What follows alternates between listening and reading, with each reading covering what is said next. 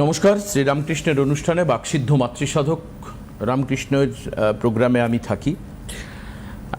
আজকের দিনে দাঁড়িয়ে যেটা একটা বড় অভাব আমি বলবো, সেটা হচ্ছে মানুষকে বোঝা।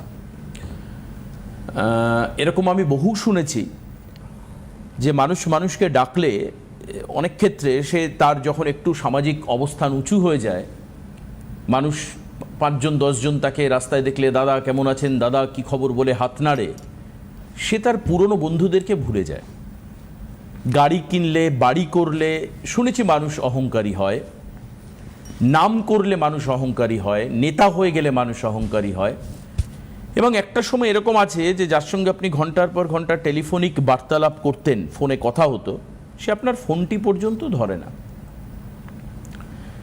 এখন আমার কাছে আজকের অনুষ্ঠানে বসে খুব অবাক লাগছে, ভালো লাগছে যে আজকে কিন্তু খুব নতুন যে রামকৃষ্ণ এসছেন তা কিন্তু নয়, উনি কিন্তু বহুদিনের অ্যাস্ট্রোলজার। বহুদিন মানে আমি যখন সিটিভিএনে 2011 সালে জয়েন করি, আজ থেকে প্রায় 15 বছর আগে, তখন আমি রামকৃষ্ণ দাকে দেখেছি।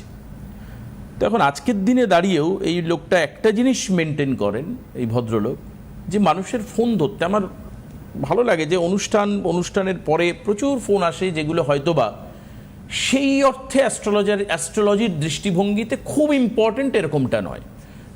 অনেকে এমনি হঠাৎ করে জিজ্ঞেস করেন, দাদা একটু বলুন আমি কেমন আছি। রাস্তাঘাটে, বাসে, ট্রেনে, ট্রামে অ্যাস্ট্রোলজারদের কাছে ফোন আসে।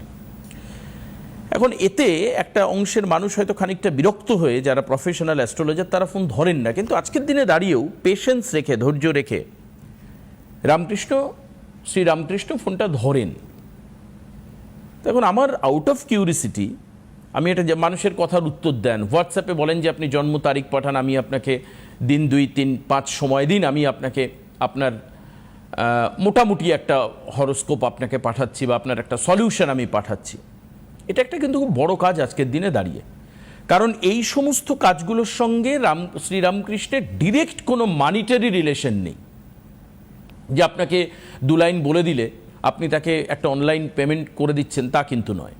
তাহলে আজকের দিনে দাঁড়িয়ে রামকৃষ্ণ এই কাজটা করেন কি করে, পেশেন্সটা রাখেন কিভাবে, এবং কেন, তার পিছনে কি কারণ আছে, সেটা যেমন আমার কাছে খুব অবাক করার বিষয়। আমি জানি না এই বিষয়ে উনি মুখ খুলবেন কিনা আজকে, জাস্ট আমি বিষয়টা রাখলাম, আমাকে কয়েকজন বলেছেন, এই জাস্ট বিষয়টা সামনে সাবমিট করলাম আপনাদের, এটা আমার ভালো লাগার বিষয়।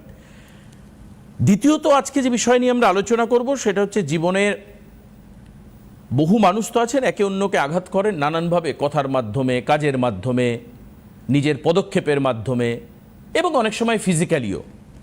কিন্তু তারা কি ভেবে আঘাত করেন? তারা কি জানেন যে এই আঘাত যদি তার উপরে আসে তার কেমন লাগবে? হয়তো না ভেবেই কাজটা করেন।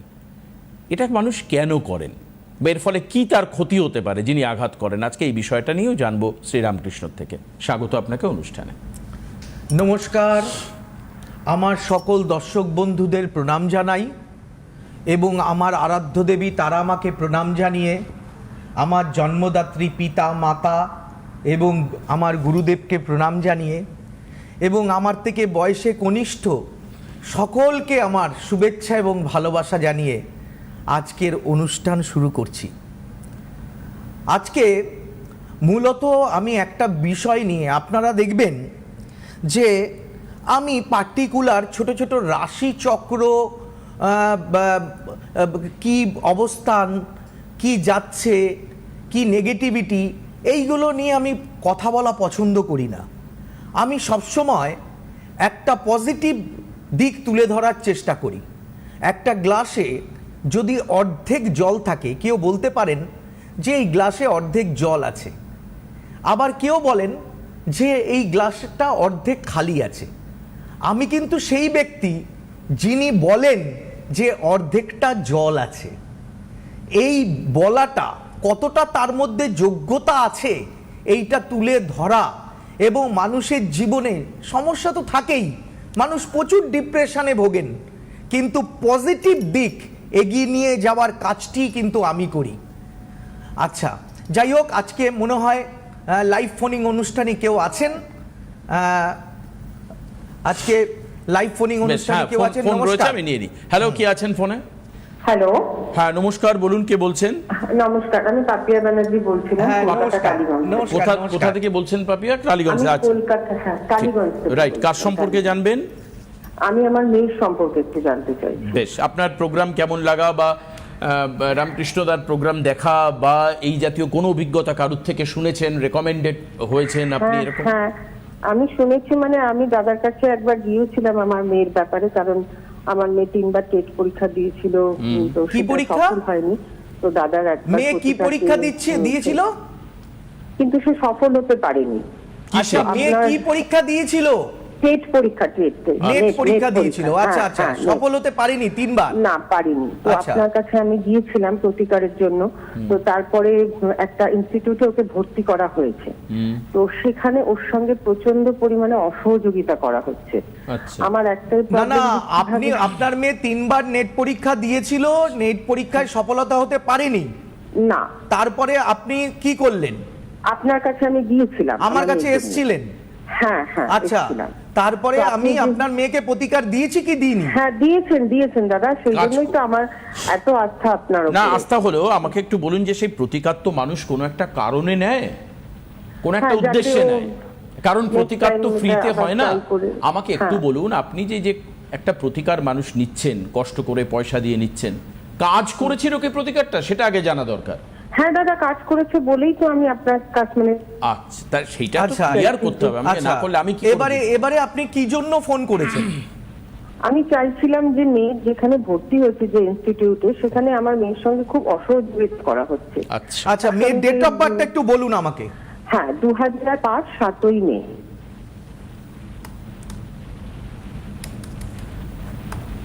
টাইম 7ই মে 2005। 2005, কটার সময়? একটা টাইমটা বলুন। ভোর 5টা, সকাল 5টা। হ্যাঁ, বুঝতে পেরেছি, ভোর 5টা। জন্মস্থান কোথায়? কলকাতা? হ্যাঁ হ্যাঁ, কলকাতা। জন্মস্থান কলকাতা, বেশ। সেদিন শনিবার ছিল তো? হ্যাঁ দাদা, একদম ঠিক। মেষ লগ্ন, মেষ রাশি, গণ হচ্ছে দেবগণ। হুম। আচ্ছা, লগ্নে রবি চন্দ্র বসে আছে, দ্বিতীয় শুক্র, তৃতীয় শনি, চতুর্থ পঞ্চম ষষ্ঠে বৃহস্পতি কেতু, সপ্তম অষ্টম নবম দশম একাদশ দ্বাদশ। আচ্ছা, আমি একটা কথা আপনাকে বলে রাখি, আপনার মেয়ে কিন্তু প্রচন্ড স্পষ্টবাদী। হ্যাঁ দাদা। ওর সবার সাথে ও অ্যাডজাস্টমেন্ট করে চলতে পারে না। হ্যাঁ, প্রচন্ড স্পষ্টবাদী, এবং ও কিন্তু প্রচন্ড আবেগপ্রবণ। পশু পাখি এগুলো কিন্তু প্রচন্ড ও ভালোবাসে। ঠিক, একদম। হ্যাঁ, হ্যালো। হ্যাঁ। ঠিক- হ্যাঁ, ঠিক একদম হচ্ছে। বলেন দাদা, একদম। ঠিক হচ্ছে প্রেডিকশন গুলো? একবার একটু হ্যাঁ বা নাতে উত্তর দেবেন। হ্যাঁ, নিশ্চয়ই। আমি কথা আসতে হচ্ছে হয়তো। ঠিক। হ্যাঁ, আমি ঠিক, সম্পূর্ণটাই ঠিক বলছেন দাদা, আচ্ছা, একদম আচ্ছা। হুবহু, হ্যাঁ, মানে ও সত্যি কথা।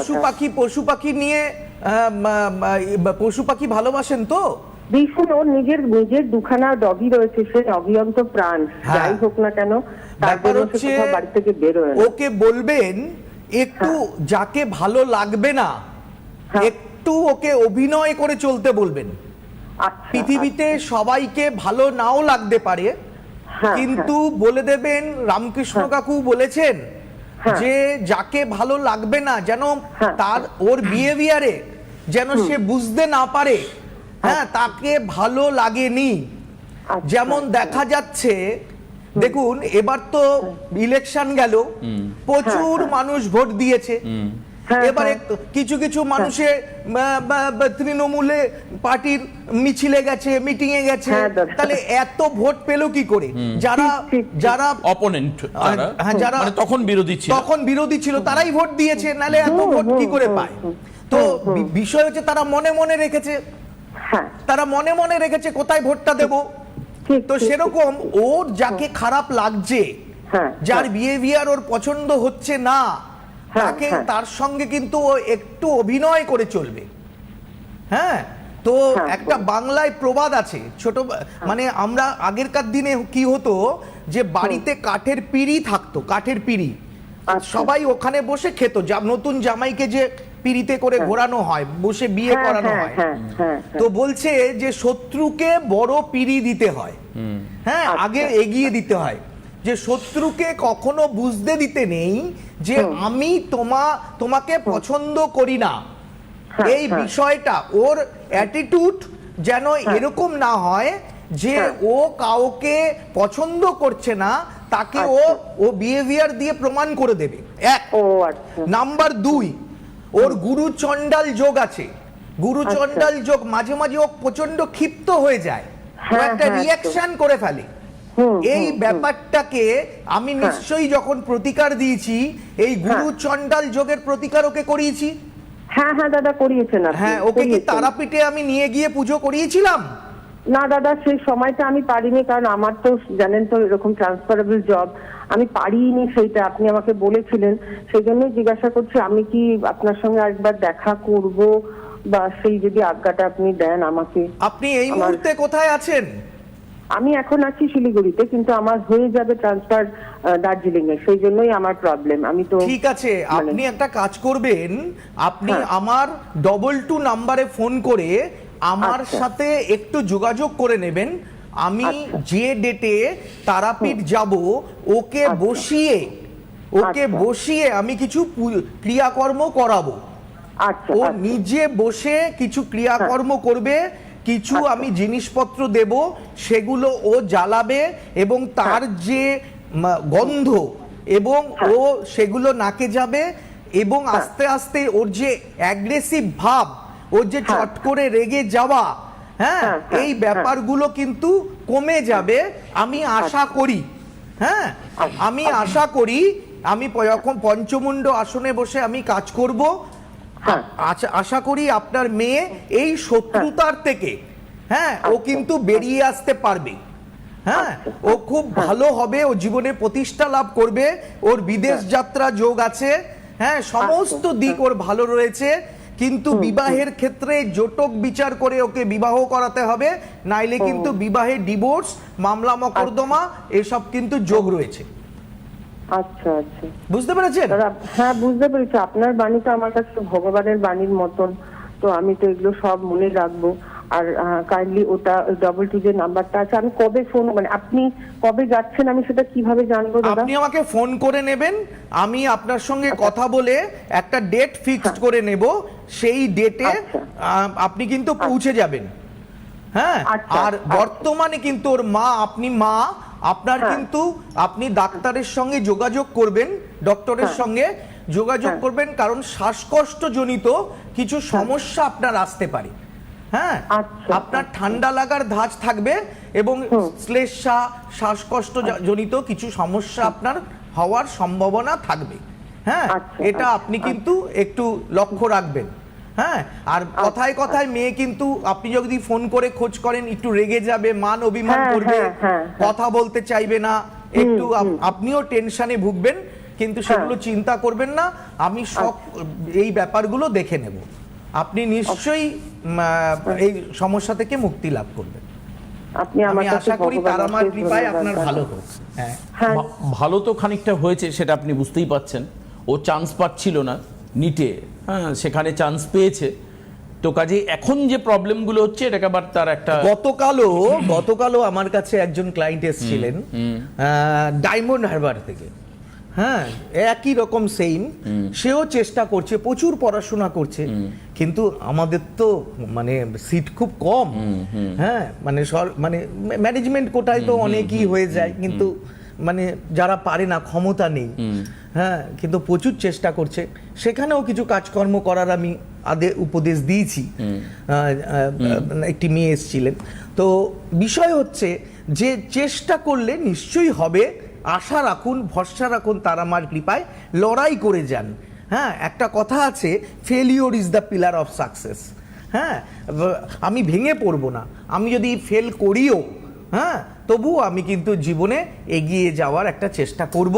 আমার সবসময় মনে জিদ রাখতে হবে, আমি পারবো পারবো পারবো, তার জন্য যতটা লড়াই করতে হবে আমি পারবো, কিন্তু চেষ্টা করে যেতে হবে। লাস্টে যদি হেরে যাই, সেটাকে আমার প্রারব্ধ মনে করতে হবে, যে ঈশ্বর আমাকে দেননি, কিন্তু চেষ্টার কোনো বিকল্প রাখলে চলবে না। আমি একদম ঘুমিয়ে তাই, থাকলাম, চলো, একজন- আমি স্বপ্ন দেখলাম। একদম, স্বামীজি বলেছেন যে শুয়ে থাকে তার ভাগ্যও কিন্তু শুয়ে থাকে। একদম। আমি বলে দিই যে ফোন করতে হবে আপনাদেরকে 9038002022 নাম্বারে। দেখুন টেলিভিশন স্ক্রিনের ওপরের নাম্বারটাই বেসিক্যালি আপনারা যোগাযোগ করবেন, নিচের নাম্বারেও করতে পারেন 9836153266। এই দুটো নাম্বার হেল্পলাইন নাম্বার হিসেবে আপনাদের কাজে লাগবে। আপনার নাম্বারটা নোট করে রাখুন, লিখে রাখুন, শ্রীরামকৃষ্ণ বলে সেভ করে রাখুন। কে আছেন ফোনে? বর্তমান সময়ে একটু বৃহস্পতি 1 তারিখ বৃহস্পতি সরছে, আশা করি মানে অনেকের কিন্তু অনেক রাশির ক্ষেত্রে সুবিধা, অনেক শুভ ভালো ফল পাওয়া আসবে। যাবে। কে আছেন ফোনে? হ্যালো, দাদা নমস্কার। দাদা আমি বাঁকুড়া থেকে একটু বলছিলাম। একটু জোরে বলুন, Hello. একটু জোরে বলুন। হ্যাঁ নমস্কার দাদা, আমি হ্যাঁ, বাঁকুড়া থেকে নমস্কার বলছিলাম। নমস্কার। হ্যাঁ না, আমি বাঁকুড়া থেকে বলছিলাম। আমি আপনার প্রোগ্রাম দেখি, ভালো লাগে, তার জন্য আমি একটু মেয়ের ব্যাপারে একটু জানতে চাইছি আমার। আচ্ছা বেশ, বলুন, হবে নিশ্চয়ই জানাবো। আমি দুর্গাপুর পর্যন্ত যাচ্ছি, বাঁকুড়ায় অনেকদিন যাচ্ছি না, এবারে ভাবছি ও। আবার একবার যাব বাঁকুড়ায়। আচ্ছা, ডেট অফ হ্যাঁ, বার্থটা হ্যাঁ, বলুন। হ্যাঁ। মেয়ের ডেট অফ বার্থ হ্যাঁ, মেয়ের ডেট অফ বার্থ হচ্ছে 6 আগস্ট 1999। 3 আগস্ট। 6 ও, আগস্ট 6 আগস্ট 1999 সকাল 10:05। 1999 সকালবেলা 10:05। ওর birth place birthplace Bankura. Bankura, ঠিক আছে। আমি একটু জানতে চাইছি, মেয়ে আসলে জব করছে এখন। আচ্ছা, আচ্ছা, আচ্ছা, job- দাঁড়ান, দাঁড়ান, আপনি একটু দাঁড়ান। আমাকে একটু দেখতে দিন। সেটা সেদিন হবে শুক্রবার আগে। ছিল। হ্যাঁ হ্যাঁ, শুক্রবার ছিল। আচ্ছা আচ্ছা, কন্যা লগ্ন, বৃষ রাশি, কৃত্তিকা নক্ষত্র, এটা ঠিক আছে কিনা বলুন। হ্যালো, হ্যাঁ হ্যাঁ, ঠিক আছে, ঠিক। আচ্ছা, এত অস্থির হবেন না, আমি নিশ্চয়ই আপনাকে বলবো। আর যদি আপনারা যারা টেলিফোনে আমাকে পাবেন না, আমার হোয়াটসঅ্যাপ নাম্বারে আপনাদের ছবি, date of birth, time of birth আর প্লেস অফ বার্থ লিখে আমাকে পাঠিয়ে দেবেন। যে কোনো আমি একটা প্রশ্ন যেটা আপনার দরকার, আমি তার উত্তর দেওয়ার চেষ্টা করব। এখানে রবি রাহু গ্রহণযোগ আছে আপনার মেয়ের, আপনি জানেন? হ্যাঁ হ্যাঁ, কর্কট রাহুল রাশির তো ওপরে চলছে। বসে আছে। এখানে রাহুল তো চলছে। আমরা যেটা দেখি, হ্যাঁ, যে একটা ঘরের মধ্যে সমস্ত ফার্নিচার থাকা সত্ত্বেও সেই ঘরের মধ্যে, মনে করুন আপনিও বসে আছেন, আমিও বসে আছি এই স্টুডিওতে, কিন্তু সেখানে সব লাইট অফ করে দিলাম, তাহলে কি হবে? এই এত সুন্দর স্টুডিওটা কিন্তু দেখা যাবে না। কি জন্য? তার কারণ হচ্ছে আলোর অভাব। একটা হরোস্কোপে যখন রবি রাহু গ্রহণযোগ থাকে, সেটাকে আমি অন্তত মনে করি সেই হরোস্কোপটা নেগেটিভ হরোস্কোপ। হ্যাঁ, এই হরোস্কোপে সমস্ত যোগ থাকা সত্ত্বেও সে কিন্তু তার জীবনে প্রকৃত শান্তি খুঁজে পায় না। আর বর্তমানে আপনার মেয়ের কিন্তু রাহুর দশা চলছে, মেয়ে কিন্তু চাকরি করে। এখানে যা হরোস্কোপে দেখা যাচ্ছে, মেয়ে আপাতত চাকরি করছে। আপনি চিন্তা করছেন মেয়ের জীবনটা স্থায়ী হবে কি করে, এবং ওর বিবাহিত জীবন নিয়ে মূলত আপনার প্রশ্ন হতে পারে। তাই বলুন। কি? ঠিক ঠিক ঠিক, তাই ঠিক। হ্যাঁ, বেশ, ঠিক আছে। জব সুইচ ওভার করতে চাই, জব সুইচ ওভার করবো বলছে। হ্যাঁ। জব সুইচ ওভার কি প্রফেশনাল সুটেবল হবে? ও এখন কিসে চাকরি করছে? ও এখন একটা এই মানে ফার্মাসিউটিক্যাল কোম্পানিতে আছে। বুঝতে পারছি, একটু আস্তে আস্তে বলুন। হ্যাঁ। ফার্মাসিউটিক্যাল কোম্পানিতে। ফার্মাসিউটিক্যাল কোম্পানি, হ্যাঁ, ওতে এমবিএ হ্যাঁ। করেছে, এমবিএ করেছে, হ্যাঁ, এমবিএ হ্যাঁ। করে অ্যাজ এ অ্যানালিস্ট হিসেবে আছে ওখানে। দেখুন, ওর কিন্তু বারবার জব কিন্তু চেঞ্জ হবে, ও বারবার জব কিন্তু চেঞ্জ হবে, প্রত্যেকবার কিন্তু ও ভালো ভালো সুযোগ পাবে। কি হ্যাঁ, বললাম হ্যাঁ, বুঝলেন? কিন্তু হ্যাঁ, হ্যাঁ। ভালো ভালো সুযোগ পেলেও কিছুদিনের মধ্যে ওর কিন্তু সেই চাকরিগুলো চলে যাওয়ার সম্ভাবনা থাকবে, বা ও এত হ্যারাসমেন্ট হবে যেখানে ও কিন্তু আর চাকরি করতে চাইবে না, এটা একটা ব্যাপার থাকবে। আর গ্রহণযোগের জন্য ওর জটক বিচার করে, ওর সমস্ত দিক বিচার করে ওর বিবাহ দিতে হবে। হ্যাঁ, বিবাহ স্থানটা কিন্তু ভালো নয়, এবং ওর চোখের সমস্যা, নার্ভের সমস্যা, এই সব কিন্তু লক্ষ্য করা যাবে। যদি লক্ষ্য করা যায়, হ্যাঁ, একজন ভালো ডক্টরের পরামর্শ নিতে হবে, এবং জ্যোতিষ মতে কিছু গ্রহের প্রতিকার করলে ভালো হয়, সেটা আমি কিন্তু মানে আমার চিন্তা ভাবনায় সেটাই বলে। হ্যাঁ, আপনি কি জানতে চাইছেন আর বলুন।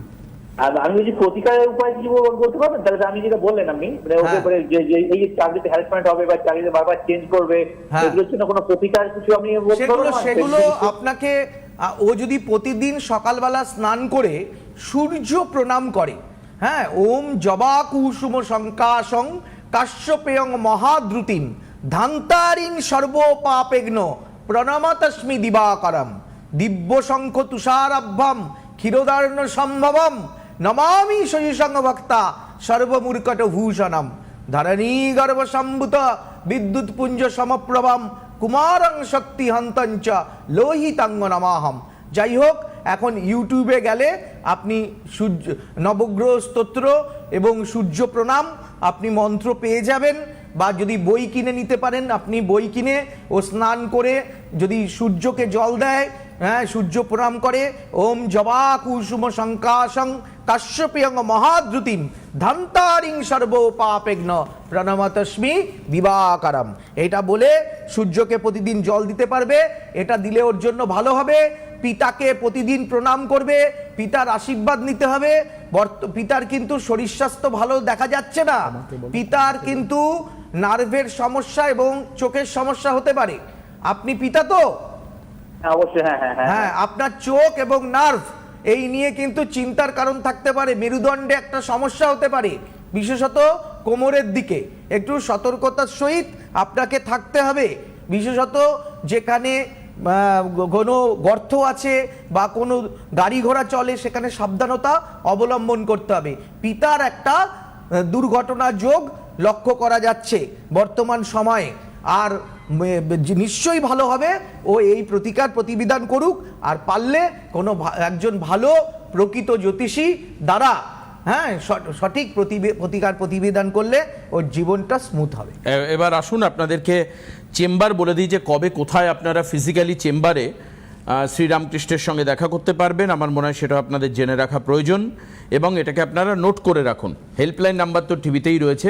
8 তারিখে হচ্ছে রামপুরহাট, শিডিউল বলছে 9 তারিখ হচ্ছে তারাপীঠ, 16 তারিখ হচ্ছে জলপাইগুড়ি,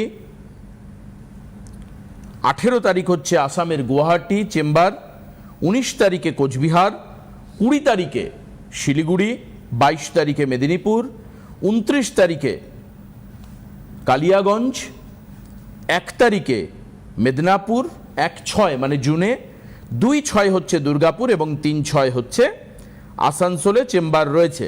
আর 15/5 দমদমে চেম্বার রয়েছে। 15/5 মানে আজকে তো আপনার 7 তারিখ হয়ে গেল। দমদমের বুকিং কিন্তু অতি দ্রুত শেষ করতে হবে, না হলে কিন্তু পরবর্তীকালে আপনি আপনার হয়তো নাম এনলিস্ট না হতে পারে। 3 জনের নাম নেওয়া যাবে দমদমে, হয়ে গেল 7 জন হয়ে গেছে অলরেডি, আর 3টে নাম দমদমে নেওয়া হবে 15 তারিখে। 15 তারিখের মধ্যে নিয়ম হচ্ছে ফোন করবেন, হোয়াটসঅ্যাপে লিখবেন দমদম, লিখে একটা জিজ্ঞাসার চিহ্ন দেবেন, সেখানে একটা কিউআর কোড পাঠানো হবে, সেখানে পেমেন্ট করে বুকিংটা করতে হবে। এই না ফোন করে আপনি কবে বসবেন, কোথায় বসবেন, এই কথাটি জিজ্ঞেস করবেন না। শুধু আপনি হোয়াটসঅ্যাপে গিয়ে দমদম লিখে একটা জিজ্ঞাসার চিহ্ন দেবেন, আমি একটা কিউআর কোড পাঠাবো, সেই কিউআর কোডে আপনি পেমেন্ট করে 2000 টাকা পেমেন্ট করে তারপরে কিন্তু আপনি নামটা লেখাবেন। মানে নামটা কনফার্ম হবে হচ্ছে আফটার পেমেন্ট। হ্যাঁ, আফটার পেমেন্ট। কারণ আমি গিয়ে পেমেন্ট করব বা আমার কাছে কিউআর কোড নেই, যাদের কাছে যাদের এমনি অ্যান্ড্রয়েড ফোন নেই অনেকে বলেন, তারা যেখান থেকে আপনারা মোবাইলের টাকা ভরেন সেই যে কোনো সাইবার ক্যাফে থেকে আপনি কিন্তু পেমেন্টটা করতে পারবেন। আজকে দাদা এখানে আর হাতে শেষ করতে হবে। অবশ্যই এই ধরনের ইন্টারেস্টিং অনুষ্ঠান নিয়ে আবার আমরা আসবো সামনের রবিবার। সবাই ভালো থাকবেন, সুস্থ থাকবেন। নমস্কার। নমস্কার।